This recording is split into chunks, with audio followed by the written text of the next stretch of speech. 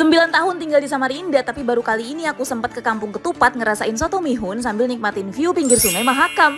Yuk keluar rumah, akses ke sini tuh gampang banget. Kalian tinggal ke Samarinda seberang aja ke Jalan Mangku Palas, terus ikutin jalanan pinggir sungai, udah dapet tuh base Kampung Ketupatnya. Nah, nanti ketemu jalanan kayak gini, sebelah kiri jalan ada kedai Dinda tepi sungai. Kedai ini tuh legend banget, Bes. Sitting areanya juga luas, bisa pilih lesehan atau duduk di kursi gitu. Pemandangannya langsung menghadap pinggir sungai Mahakam. Nah, di sini mereka punya menu khas perpaduan kuliner Banjar dan Samarinda, yaitu soto mihun. Biasa makan mihun khas Samarinda yang kering, nah ini dicampur kuah soto, ceker ayam, dan bisa add-on perkedel juga. Bubuhan Samarinda nih memang kuakui orang-orangnya kreatif sih dari zaman dulu. Mihun aja disotoin, nah cekernya empuk ditambah makan pakai ketupatnya yang pulen, soft, dan sedikit gurih ini.